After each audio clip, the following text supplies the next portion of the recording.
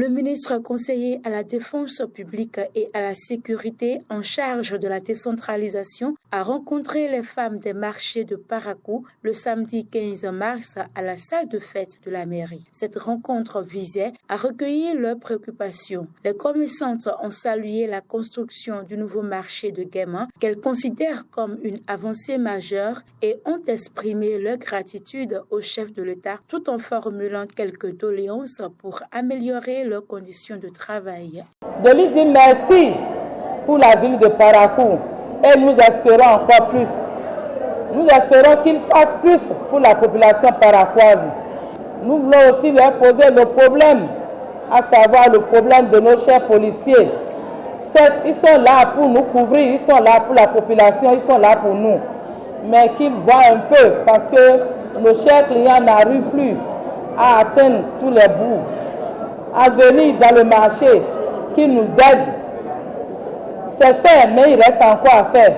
Poursuivant son programme, le ministre s'est rendu à l'université de Parakou pour un échange avec les étudiants sur leurs attentes en matière d'infrastructures et de conditions d'études. Le recteur a souligné les efforts consentis ces dernières années pour la rénovation des bâtiments, illustrant la volonté du gouvernement d'améliorer le cadre académique. Le chef de l'État a décidé d'appuyer les 4 universités publiques en termes de réhabilitation et de construction des infrastructures pédagogiques.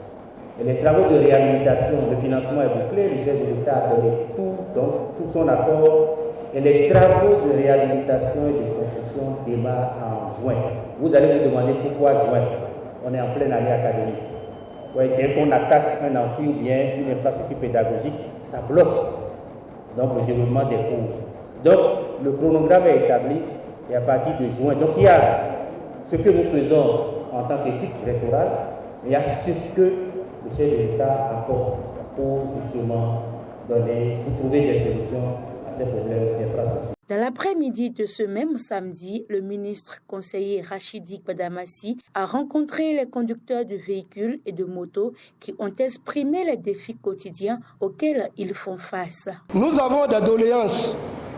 Les infractions liées aux surcharges, au chargement hors gabarit, vitres teintées, ceinture de sécurité, cartes grises, mutations et j'en passe, est considéré comme le chouchou des policiers. Chaque jour que Dieu fait, il verbalise.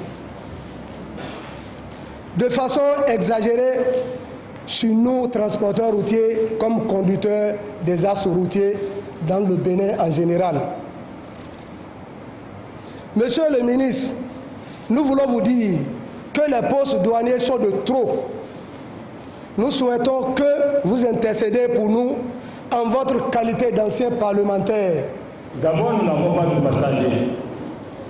Ce n'est que les bagages que nous devons pour nous compléter. Et ces bagages, aujourd'hui, même un sac de maïs, on nous arrête, on nous dit changement hors travail. On se demande ce qu'il faut faire. Et tout tellement, ils ont sorti encore un autre mot qui est blessant.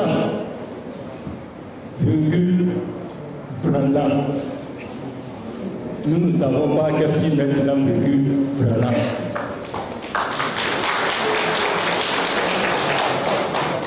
Mais derrière ce virgule branlant, ils doivent se dire qu'il y a au moins 10 bouches qui attendent que ce virgule branlant aille à son point et retourner à un autre point.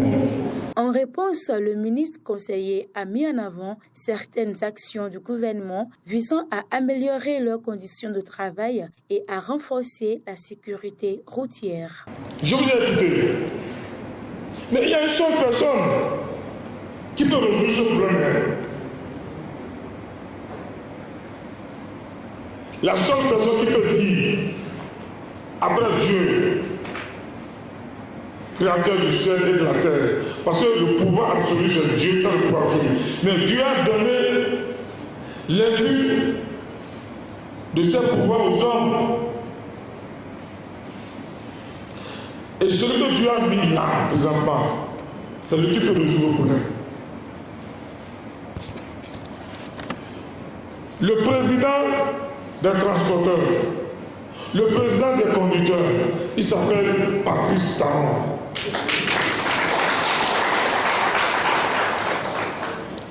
Le président Talon a dit, il est vrai qu'on ne mange pas la route, mais la route fait manger. La route de développement passe par le développement de la route, pas de développement économique sans la route. Et le champion, celui-là qui a conçu plus de routes depuis 1960, qui a conçu plus de routes, il s'appelle Patrice Talon. Du nord au sud, de l'est à l'est, sur toute l'étendue du territoire national. Les vrais bitumes et non les goudrons paillards.